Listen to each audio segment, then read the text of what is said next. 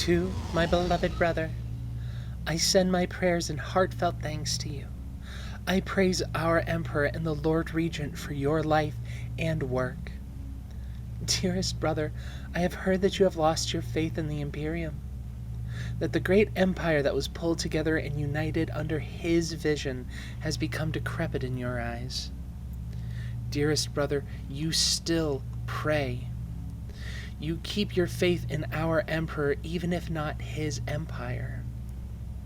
Desiring change is not a denial of our divine Emperor. It is an acknowledgement of our own failings as imperfect beings. I come from an agri-world, a very small one, that is nearly as far from the blessings of his light as a loyal human world can be. We're up and working before the light of our sun has even warmed the sky. My hands knew the calluses of a shovel and sickle long before they caressed the frame of a bolter. Many farmers pull every living plant out of the ground and then burn the topsoil to reduce the flora to ash. They do this to plant a single type of crop, only one. They cull and clear entire valleys to make way for their own selfish desire for a monoculture.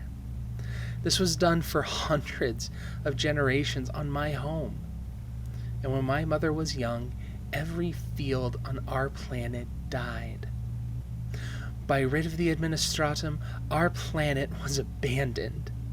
To evacuate the planet's populace was deemed a waste of resources. Loyal children of our Emperor were left to starve and die by his own appointed servants. My mother tells stories of the rot mounds.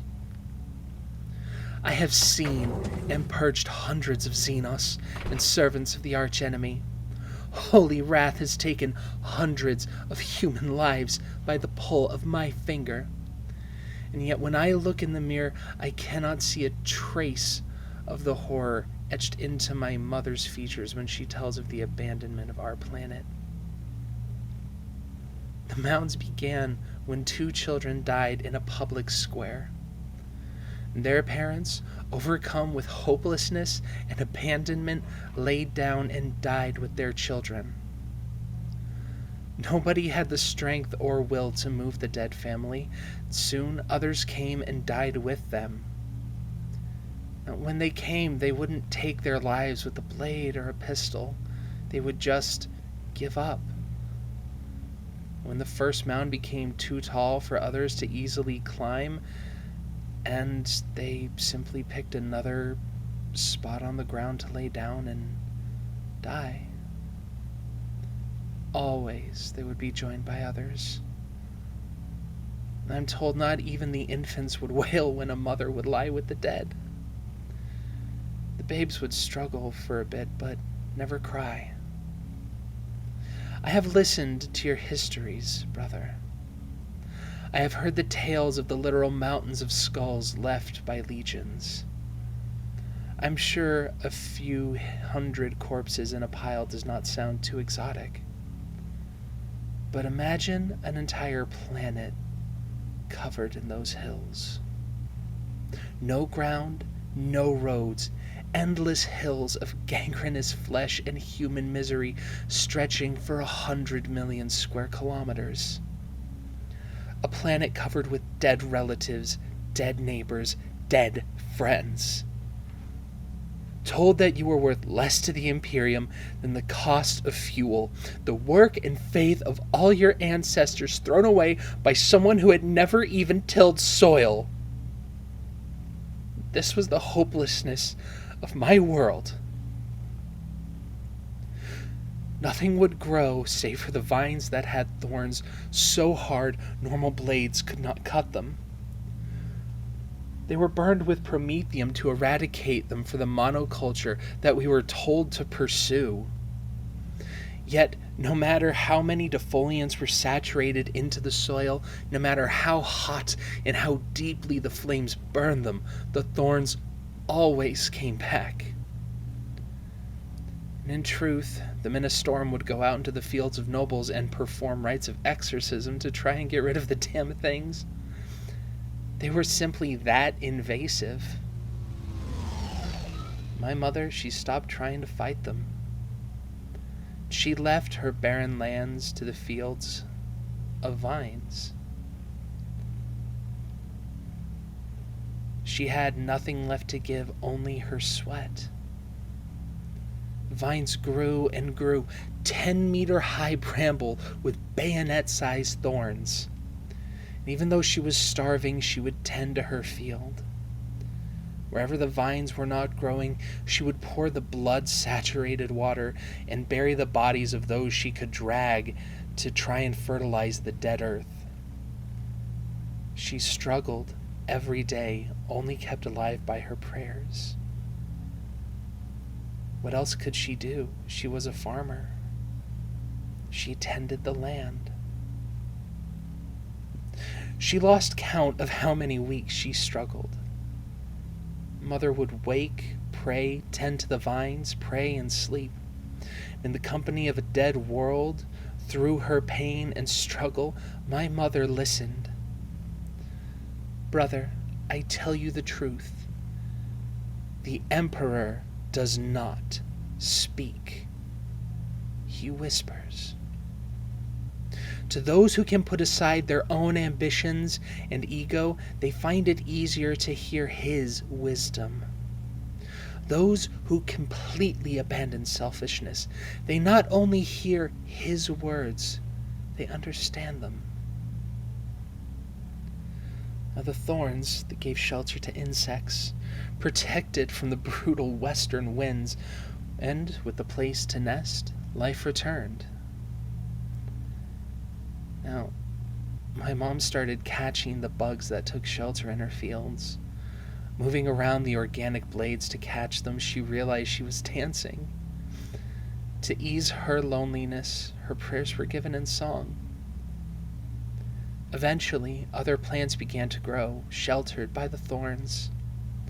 Ones that would purify the waters, flora that would bloom and consume the rot mounds, turning the dead into fertile earth. After years, the planet began to yield bounties unknown to all save the first humans to settle the world, back when our emperor still strode the cosmos. One day, while dancing with the thorns, she heard someone singing back and was bathed in light. It was an astropathic choir. My mother's song of praise was heard. A barge of the most blessed Adepta Sororitas had been lost in the warp because of the formation of the Great Rift. But they heard her songs of praise and were able to escape the warp. Salvation came. From a planet covered in rot mounds, razor-studded vines, and insects, salvation came for the Sororitas. Every day, my mother joined their choir, expressing her sorrow and anguish to her newfound family. All she knew had been ripped from her. She had seen her own flesh climb onto a rot mound and succumb, but now she had sisters. The barge finally came into real space and made landfall. My mother offered the bounty she could and asked them to help tend the vines, at least until help arrived for the Sororitas. The legatine told my mother that this planet had been deemed unworthy. However, if she made a chapel for the Emperor before the time the rescue vessel came, they would use all their influence to have the world recognized as part of the Imperium again. The only building materials she had were the dead and the vines. She built and bled for the sake of her home. For the memory of the dead, she bled for days. For fellow children of our Emperor, her veins were opened. I beg your indulgence. I was often told these stories in the sepulchre she built, and it carries great nostalgia for me. I remember the scars on her arms embracing me when I had nightmares, and her rough voice singing my lullabies, and always with a tinge of grief. Walls of vicious vines studded with the bones of my ancestors sheltered me from the violent western winds. My home sounds like a nightmare to many, but my memories of that place are warm, loving. The Adepta Sororitas brought the blessings of our Emperor to my home. His grace brought by his servants saved my mother. I exist because of our Emperor, and my father, once a hopelessly lost soul on the rescue ship, found love. My world thrives because of our Emperor. I ask you, brother, was it the desire of our Holy Father to kill my people? Was the suffering and hopelessness his doing? No. Good soil will grow poison as surely as it will grow sustenance. Our Emperor put his faith in humans such as we. His faith. Our Emperor has faith in us. We simple humans are trusted and even relied upon by our Emperor. Much as a parent counts on the simple love of a child to ease the pain of a day in the fields, as a parent must push their child to independence, so he pushes us and trusts us to care for ourselves and our other siblings. Our Emperor did not fail or abandon my world. His faith was betrayed by those who put their selfishness above all else. His grace never left. My people were manipulated into listening to the words of small, greedy men, to believe the ego of a bureaucrat was our Father's will. Our Emperor is divine, even if we are not. His sons are divine, even if we are not. Praise to Malkador the hero, the man who carried out his duties to our Emperor unto his death.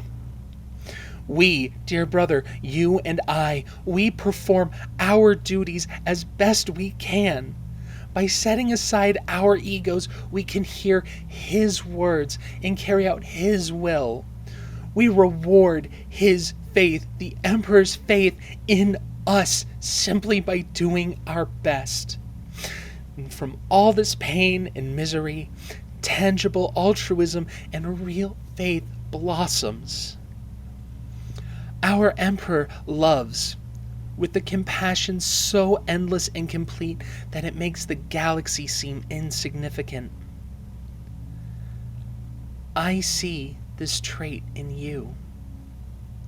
If you did not care about his fellow humans, the state of the Imperium would not drive you to such utter despair. If your soul was filled with hate for humanity, you would make excuses for madmen and their works, putting it up to the Emperor's will that such barbarity could be inflicted on our own species. So many have. I tell you the truth. Monstrosity of the soul is manifested as indifference. Baseless hate is to give in to selfish ego. And as I said before, brother, those who listen only to themselves cannot hear the whispers of our Emperor. Your grief, your frustration, even your hate, these are born from your deep love of your fellow human. For you do not hate humanity, you despise the institutions that selfishness has built. It is the light of our Emperor shining into your soul. You desire to see all humans raised up and free from the chaos that entropy has brought to the Imperium. You love your fellow human. You hate the chaos that binds people to the whims of the egomaniac. These are traits of the faithful. Please forgive me. This is my first time speaking of faith to someone outside of my homeworld. I will pray for you and with you should our paths ever cross. Your sister in faith, Rita Ocotillo, Hospitalier of the Order of Euphorbia Milae, Ordo Minoris of the Adepta Sororitas.